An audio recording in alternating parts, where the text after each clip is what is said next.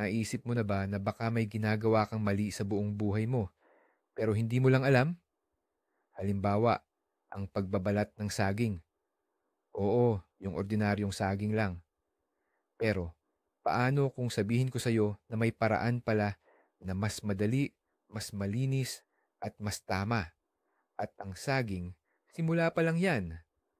Ngayon, tatalakayin natin ang mga pangkaraniwang pagkain at matutuklasan natin na marami sa mga ito ay kinakain, binabalatan o niluluto pala natin sa paraang hindi tugma sa kung ano ang natural o sa lohika ng pagluluto. Humanda kang magulat dahil pagkatapos ng videong ito, tiyak na magbabago ang pananaw mo sa pagkain. Saan nga ba nagmumula ang ating mga nakasanayan sa pagkain?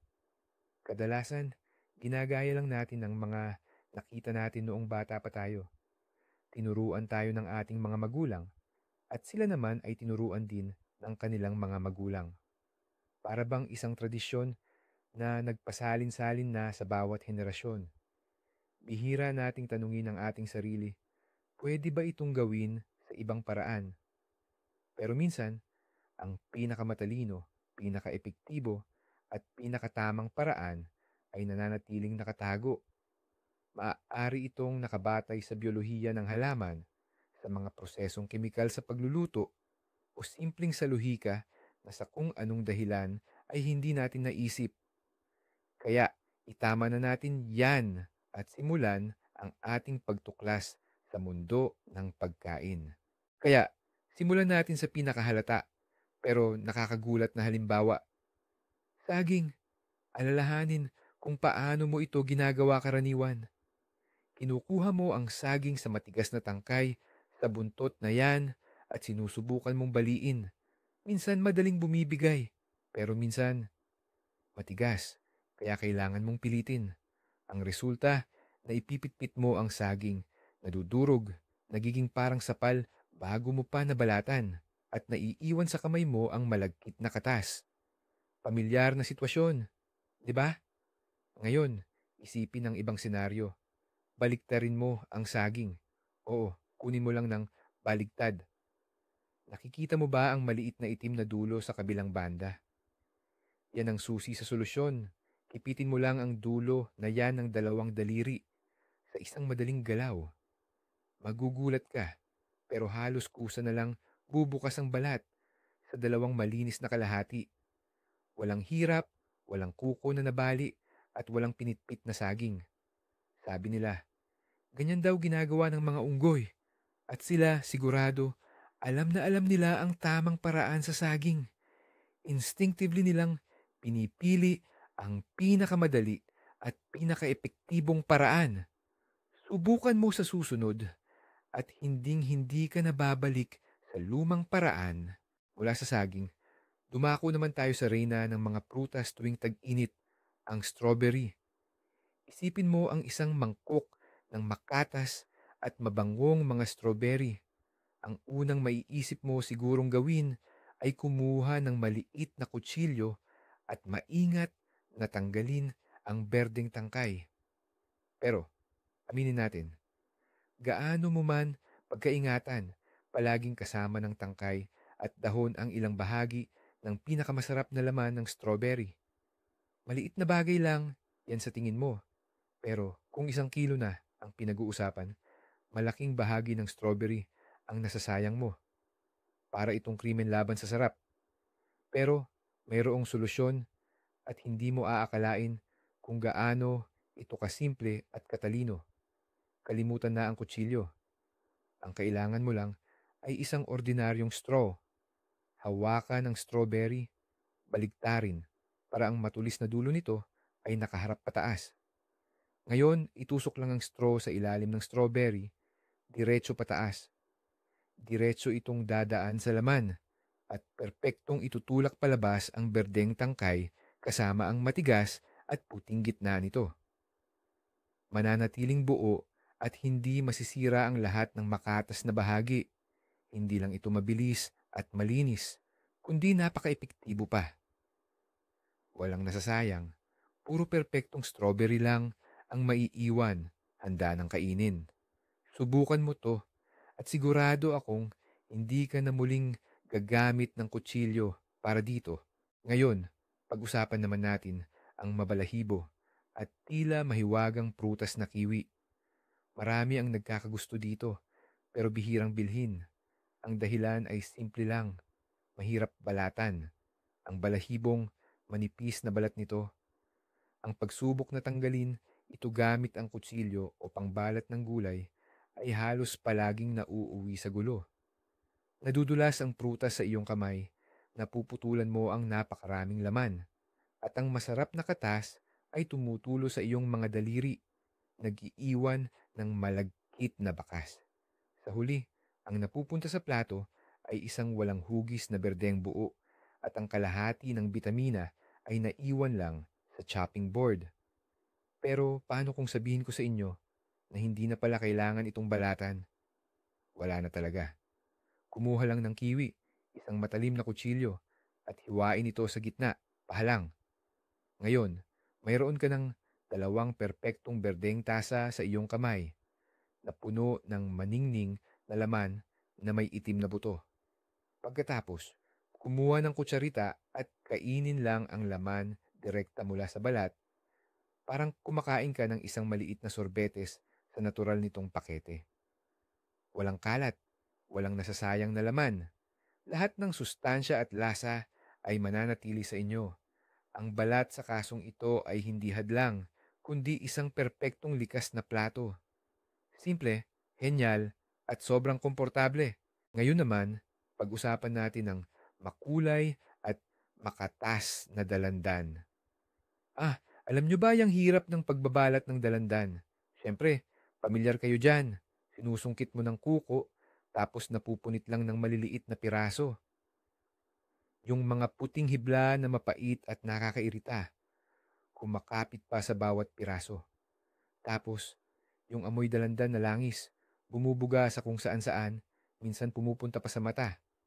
Ang resulta, malagkit ang iyong mga daliri, may mga mantsa ng dalandan ang kuko mo, at ang lamesa ay puno ng maliliit na balat.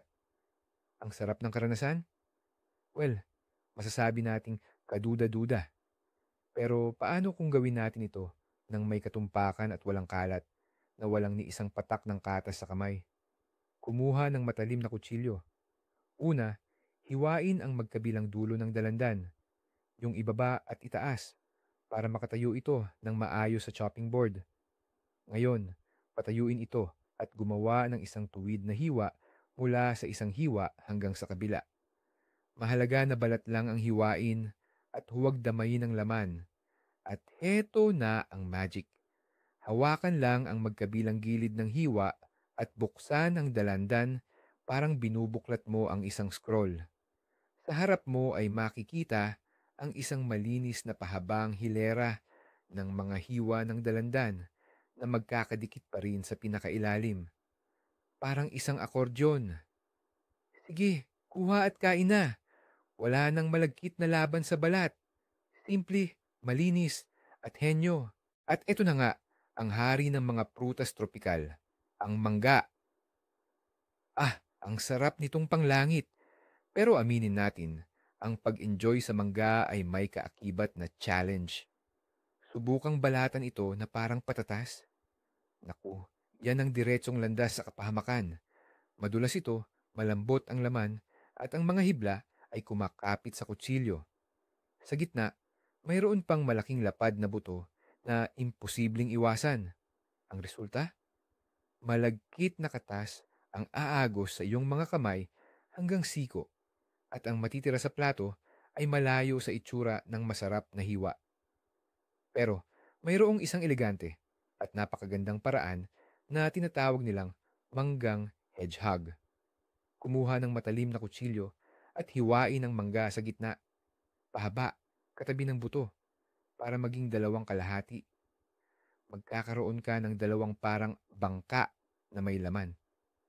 Ngayon, kumuha ng isang kalahati at nang hindi tinatagos ang balat, gumawa ng mga hiwa na parang grid sa laman. Una, gumawa ng ilang pahabang hiwa sa isang direksyon, pagkatapos ay pahalang, para kang gumagawa ng checkerboard pattern. At ito na ang pinakakapanapanabik. Hawakan ang isang kalahati at sa pamamagitan ng pagtulak mula sa ibaba, baligtarin ang balat. Ang laman ay bubuka na parang bulaklak at ang mga nahiwang cube ay aakyat na siyang bubuo sa manggang hedgehog. Madali itong hiwain ng kutsilyo o kainin na lang ng direkta. Wala nang malagkit na kamay, wala nang nasayang na laman, tanging malinis at makatas na mga cube lamang. Ngayon, dumako naman tayo sa tunay na kayaman ng ruby, ang granada. Marami ang mahilig dito, pero ang ideya pa lang ng paglilinis nito ay nakakakaba na. Kukunin mo ang kutsilyo, maghihiwa ka, at sa isang iglap, ang kusina mo ay magiging parang eksena ng isang makulay na kalamidad. Ang maliliit na patak ng pulang katas ay lilipad kung saan-saan, mag-iiwan ng mantsa sa paborito mong t-shirt at apron sa kusina. Pagkatapos, magsisimula na ang mahaba at nakakapagod na proseso ng pagkuha ng buto mula sa mapait na puting balat sa loob. Sa huli, pagkatapos ng halos kalahating oras na pagpapakahirap, mantsahan ang mga daliri mo at iilang butil lang ang makukuha mo na parang napakaliit na kapalit sa laki ng effort. Pero may paraan para ang labanang ito ay maging elegante at malinis na operasyon. Ang sikretong sangkap, simpleng tubig lang. Punuin ang isang malalim na mangkok ng malamig na tubig. Ngayon, hiwain ang korona ng granada at gumawa ng ilang hindi malalim na hiwa sa balat nito, kasama ng puting ugat. Ilubog ang granada sa tubig at doon mismo, sa ilalim ng tubig. Dahan-dahan itong hatiin sa mga hiwa. At ngayon, saksihan ang isang himala na sa totoo lang ay purong pisika. Ang mabibigat, makatas na buturubi ay dahan-dahang lulubog sa ilalim ng mangkok. At ang lahat ng magaan, mapait na puting sapal at piraso ng balat ay lulutang sa ibabaw. Ang kailangan mo lang gawin ay salukin ang mga lumulutang na basura sa ibabaw gamit ang kutsara. Itapon ang tubig at makukuha mo na ang perpektong tumpok ng pinakamalinis na buto. Walang tilamsik, walang pait, walang stress. Ngayon naman, pag-usapan natin ang isang mito na kumalat sa internet. Ito ay tungkol sa pinya. Marahil nakita nyo na ang mga nakakabighaning video na ito. May kukuha ng buong pinya at sa isang kumpas lang ng daliri ay huhugutin ng bawat piraso nito na parang isang Lego set. Walang kailangan na kutsilyo, walang malagkit na kalat. Napakasimple at mahiwaga tignan, kaya gusto mo agad tumakbo sa tindahan para subukan mo rin. Pero, gaya ng madalas mangyari sa mga internet trend, may isang malaking catch dyan. Magpakatotoo tayo. Sa 99% ng pagkakataon, madidismaya ka. Gumagana lang ang trick na ito sa isang napaka-espesyal na uri ng pinya na bihira mong makita sa ordinaryong supermarket. Bukod pa rito, kailangang perpektong hinog ang prutas, halos sobrang hinog na kapag nagsisimula ng bumigay ang istruktura nito. Sa ordinaryo at matigas na pinya, ang pinakamaganda na lang na mangyayari ay mapupunit mo lang ang balat at madudumihan ang iyong mga kamay ng malagkit na katas. Kaya huwag mong sisihin ang sarili mo kung hindi mo man nagawa ang trick na iyon. Ang lumang maaasahang kutsilyo na ginagamit sa pagputol ng tuktok, ilalim at balat sa gilid ay nananatiling pinaka-maaasahan at subok na paraan para marating ang masarap na laman. Ngayon naman, ang ating creamy at malambot na bida, ang abokado. Sikat na sikat ito sa mga almusal sa buong mundo, pero mayroon itong isang maliit ngunit mapanganib na detalye, ang buto nito. Ano ba ang madalas nating makita sa mga video recipe? Ang mga vlogger, hinahati ang abokado sa gitna, tapos sa isang matalim at buong tiwalang galaw, itinataga ang dulo ng malaking kutsilyo sa buto. paikutin at inilalabas ito. Mukhang astig, di ko mapagkakaila. Pero sa totoong buhay, isa yan sa pinakamadaling paraan para mapunta sa emergency room. Ang abokado ay madulas, matalim ang kutsilyo at madaling madulas ang kamay. Maniniwala ba kayo? Mayroon pa ngang espesyal na tawag ang mga doktor sa ganyang klasing pinsala, ang avocado hand. Kalimutan na natin ang delikadong trick na yan. Mayroong paraan na mas simple at mas ligtas. Pagkatapos mong hatiin ang abokado sa dalawa, yung kalahati na may buto, hiwain mo pa ulit sa gitna. Ngayon, hindi na dalawa kundi tatlo na ang iyong hiwa.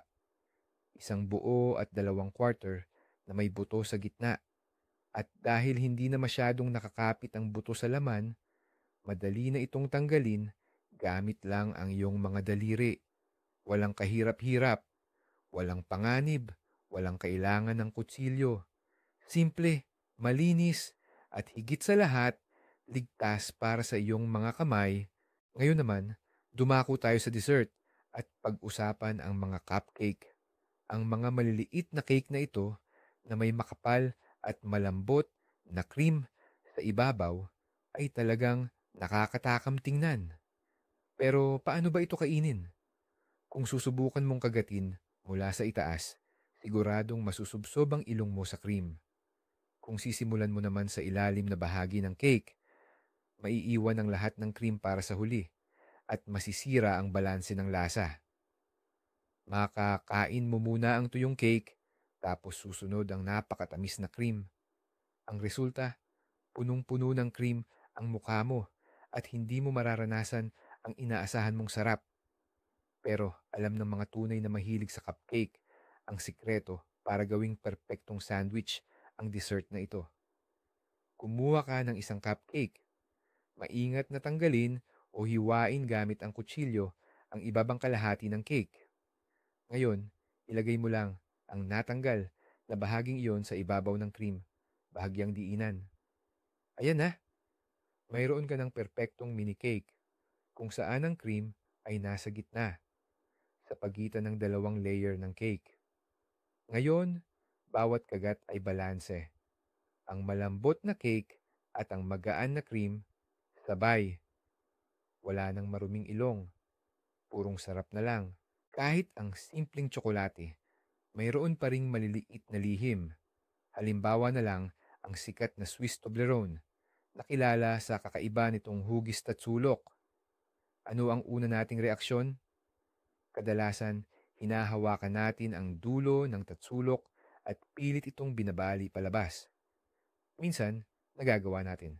Pero madalas, kailangan pa ng malakas na puwersa at minsan, hindi sa tamang linya napuputol ang tsokolate. Lalo na kung kakatanggal lang sa refrigerator. Pero may sikreto ang mga gumawa ng tsokolating ito. Ang sikreto ay ang paggawa nito sa kapaligtarang direksyon. Sa halip na hilahin ang tatsulok palabas, itulak mo lang ang tuktok nito gamit ang iyong hinlalaki papunta sa loob ng iba pang bahagi ng tsokolate. Dahil sa hugis at sa espesyal na disenyo ng bawat bahagi, madali itong mababali ng walang kahirap-hirap at sakto sa linya. Ito ay isang simpleng batas ng pisika at prinsipyo ng lever. Subukan mo mismo at mararamdaman mo na para kang isang tunay na Swiss chocolatier na alam ang lahat ng sikreto ng paggawa ng tsokolate. Walang labanan, isang eleganting pagbali lamang. Ngayon, maglakbay tayo ng virtual sa puso ng Italia at pag-usapan ang pinakasentro ng kanilang kultura ng pagkain, ang pasta, at partikular ang spaghetti. Ano ang ginagawa ng karamihan sa atin kapag nakita natin na hindi kasya ng buo ang mahabang spaghetti sa kaldero? Tama, kukuha tayo ng isang bigkis at hahatiin ito sa gitna sabay crack. Mukhang lohikal at praktikal, di ba? Pero kung masisilayan ito ng isang tunay na Italyano, malamang ay mabibiyak din ang kanyang puso. Para sa mga Italyano, ang pagbali ng spaghetti ay isang malaking paglapastangan sa kanilang lutuin. At hindi lang ito tungkol sa tradisyon. Ang buong ideya ng mahabang pasta ay para madali itong maiikot sa tinidor, sabay hawak sa tamang dami ng sarsa. Ang maiikling piraso ay hindi kayang gawin ito ng maayos. Nadulas sila sa tinidor, mahirap kainin, at ang sarsa ay naiwan lang sa ilalim ng plato. Ang haba ng spaghetti ay hindi lang basta-basta. Ito ay isang sadyang idinisenyong katangian na pinag-isipan sa loob ng maraming siglo.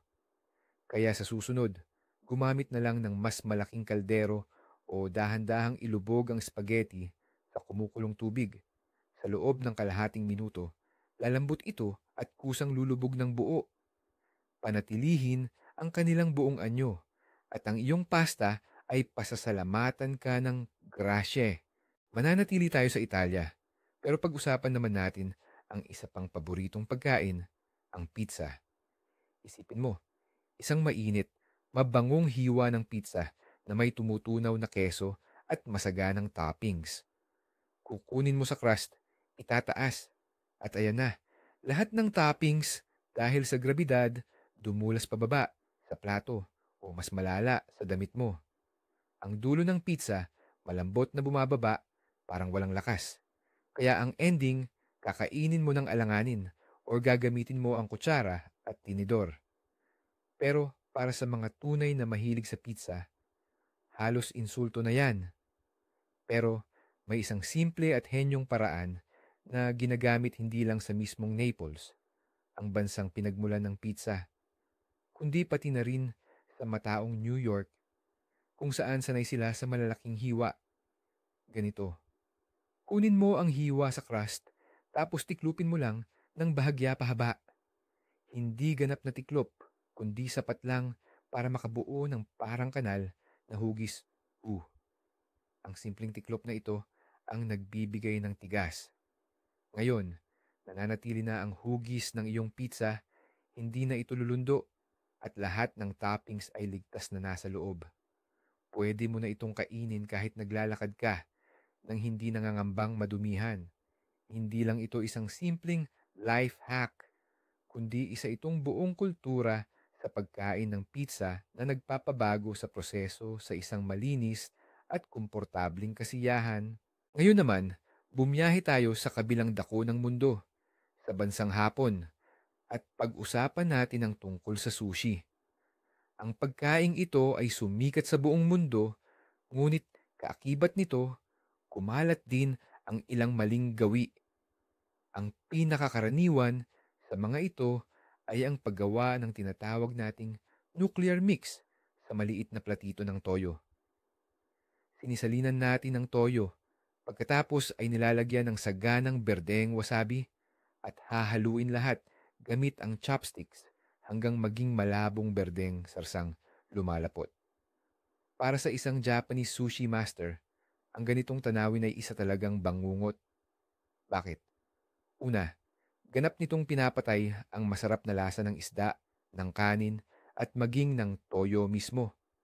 Ang tanging mararanasan mo ay isang matindi, maalat anghang na lasa na sumisira sa iyong panlasa. Pangalawa, itinuturing itong masamang asal. Ang tamang paraan ay mas pinong tingnan at tikman. Ang wasabi ay inilalagay sa napakaliit na patak direkta sa ibabaw ng isda. Ito ay nagbibigay daan upang kontrolin ang anghang para sa bawat piraso ng paisa-isa. At sa toyo naman, bahagya lamang isinasawsaw ang sushi at ang bahagi na may isda ang siyang inilulubog, hindi ang kanin. Ang kanin, tulad ng espongha, ay sumisipsip ng napakaraming toyo, nagkakalas-kalas, at tinatabunan ang buong lasa. Subukan ito at matutuklasan mo ang bagong-bago at mas pinong mga lasa ng iyong paboritong pagkain. Adik ka ba sa chicken wings pero naiinis ka sa proseso ng pagkain nito? Hindi ka nag-iisa. Pinipilit nating ubusin ang bawat kurot ng karne sa paligid ng dalawang butong nakakabwisit. Sa huli, puno ng sarsa ang ating mga daliri at muka at kalahati ng sarap ay naiwan lang sa buto. Mas parang trabaho kaysa sa sarap ng pagkain, 'di ba? Pero paano kung sabihin ko sa'yo na kaya mong gawing perpektong boneless nugget ang kahit anong chicken wing sa loob lang ng 5 segundo? Simple lang ang sikreto. Sa chicken wing, may bahaging may 2 buto na magkahanay. Kunin ang bahaging yan. Hanapin ang kartilago sa malawak na dulo na nagkokonekta sa kanila. Hawakan itong mabuti at baliin sa pamamagitan ng pagpihit. Ngayon, hawakan ang dulo ng isang buto, ang mas manipis, at dahan-dahang pihitin para bunutin. Gawin din ang pareho sa ikalawang buto, ang mas makapal. Malinis na matatanggal ang parehong buto. At sa iyong kamay, maiiwan ang perpektong piraso ng pinakamalambot na karne na walang buto sa loob. Pwede mo itong isawsaw ng buo sa sarsa at lubos na sarapan. Walang abala, purong sarap lang. Tara, pag-usapan natin ang tungkol sa mani at simulan natin sa maliit pero napakatusong pistasyo. Alam nating lahat yan. Sa isang dakot ng mani, siguradong may ilang piraso na bukas lang ng kaunti. Hindi masiksik ang kuko at delikado namang gamitin ang ngipin. At doon ka mapapaisip, itatapon na lang ba ang matigas na pistasyong ito o gugulin ang ilang minuto sa walang saysay na pagsubok na buksan ito? Pero ang solusyon sa problemang ito ay literal na nasa iyong mga kamay. Huwag mong itapon ang balat ng mga pistasyong nabuksan at nakain mo na. Ang isa sa mga kalahating balat na yan ang magiging perpekto mong kasangkapan. Kunin ang kalahating balat, isiksik ang matulis na dulo nito sa napakakitid na siwang ng saradong pistasyo. Ngayon, ikot mo lang ang balat, parang susi sa kandado. Gaganap ito bilang isang perpektong pingga at sa isang maliit na click, bubuksan nito ang matigas na mani. Ito ay isang henyong halimbawa kung paano binibigyan tayo ng kalikasan hindi lang ng problema, kundi pati na rin ng solusyon para dito. Walang ibang kailangan, kundi kung ano lang ang naroon na. Simple, mabilis, at napakabisa. Para sa susunod nating usapang mani, dumako tayo sa seryosong hamon, ang walnut. Matigas na parang bato, protektadong protektado ang masarap nitong laman. Kung wala kang nutcracker o sana'y hindi, martilyo, parang imposible itong buksan. Ang pagtatangka na basagin ito gamit ang pinto, libro o anumang mabigat ay kadalasang nauuwi sa durog na laman o masisira lang ang gamit at huwag na nating pag-usapan pa ang ngipin. Ngunit mayroong paraan na kamay mo lang at konting pisika ang kailangan. Walang kagamitang gagamitin. Hawakan sa palad, hindi isa kundi 2 walnut. Ipuwesto ang mga ito ng magkadikit na magkadikit. Ngayon, isara ang iyong kamao ng buong lakas. Ang buong puwersa ng iyong kamay ay magtutuon sa punto ng kanilang pagdikit. Magdidiinan ang 2 walnut at ang isa sa kanila, ang mas mahina, ay tiyak na bibigay sa ilalim ng presyon. Epektibo ang paraang ito, lalo na kung magkatapat ang kanilang tahi. Ito ay simple, epektibo, at magagawa mong basagin ang walnut kahit nasaan ka man, kahit pa naglalakad-lakad sa parke. Ngayon, pag-usapan naman natin ang lasa. Alam nyo ba na ang isang pagkain o sangkap man ay maaaring magkaroon ng napakalaking pagkakaiba sa tindi ng lasa? Depende lang sa kung paano mo ito inihanda. Halimbawa, ang bawang. Pwede itong maging banayad at may bahagyang tamis o kaya naman matapang, yung tipong mapapaiyak ka. Ang sikreto, hindi sa klase ng bawang, kundi sa paraan ng paghiwa o pagdudurog nito. Ang susi ay nasa chemistry. Kapag pininsala mo ang istruktura ng isang butil ng bawang sa paghihiwa, pagdurog o pagkakayod, naglalabas ka ng isang enzyme na tinatawag na aliinase. Nakikipag-ugnayan ito sa isa pang sangkap, ang aliin, at bilang resulta, nabubuo ang alisin. Ito mismo ang kompuesto na nagbibigay sa bawang ng kakaibang tapang at amoy nito. Kaya, kapag mas matindi ang pagkasira ng mga selula ng bawang, mas maraming alisin ang nalalabas. Kaya, kung gusto mo lang ng banayad na lasa o aroma ng bawang, halimbawa para sa isang sarsa, durugin lang ang isang butil gamit ang patag na bahagi ng kutsilyo at ilagay ng buo sa mantika. Pero kung kailangan mo naman ng pinakamataas na tapang at anghang para sa isang marinade, durugin ito ng pinung-pino sa kudkuran o sa garlic press. Sa kaalamang ito, kaya mong kontrolin ang lasa ng iyong pagkain. Sino ba naman sa atin ang hindi pa napaiyak sa paghihiwa ng sibuyas? Parang kapalit ito ng masarap na ulam. Umaagos ang luha, humahapdi ang mga mata, at ang pagluluto ay nagiging tunay na pahirap. Sinubukan na natin ang iba't ibang diskarte. Paghihiwa sa ilalim ng tubig, pagnguya ng chewing gum, pagsisindi ng kandila. May nakakatulong naman, pero hindi palagi. Pero sa totoo lang, ang pangunahing dahilan ng ating pagluha ay nakakonsentra sa iisang lugar lang, sa ugat ng sibuyas, sa puwitan nito. Doon mismo matatagpuan ang pinakamataas na konsentrasyon ng mga kemikal na may sulfur na kapag naghalo ay bumubuo ng sulfuric acid. Ito ang nagpapairita sa ating mga mata at ilong. Kaya, para mabawasan ang pagluha, baguhin lang ang diskarte sa paghihiwa. Una, putulin ang tuktok, balatan, at hatiin ang sibuyas sa gitna. Pero ang ugat, huwag galawin hanggang sa huling sandali. Maghiwa ng pahalang at patayo, pero huwag abutin ang ugat. At sa pinakadulo na lang, kapag puputulin mo na ang maliliit na hiwa, saka mo putulin ang ugat. Sa ganitong paraan, ang pabrika ng luha ay gagana lang sa pinakamaikling panahon. Makakatipid sa iyo ang simpleng pamamaraang ito ng maraming luha. Halika't pag-usapan natin ang tsaa o mas tukoy, ang mga tibag. Kapag nagtimpla ka at naibabad na ang tibag, ano ang susunod mong ginagawa?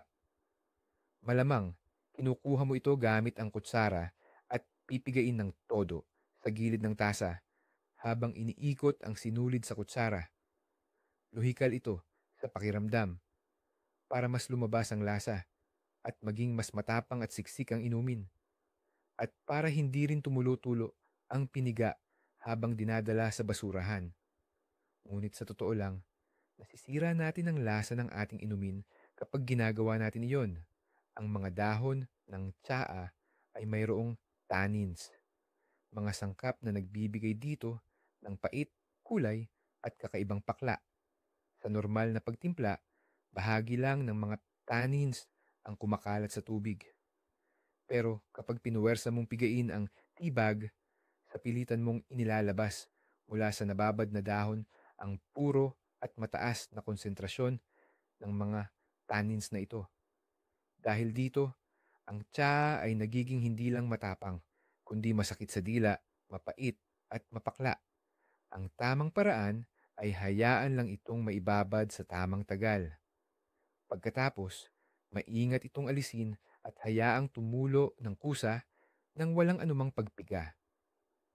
Sa ganitong paraan, mapapanatili mo ang malinis at balanse nitong lasa. Bilang pagtatapos, balikan natin ang isa sa pinakasimple at pinakapangunahing pagkain sa ating mesa, ang tinapay. Isipin, nakabili kayo ng sariwa, mainit-init pang tinapay, isang loaf or baguette na may napaka-crispy na balat at pinakamalambot, mahangin na laman.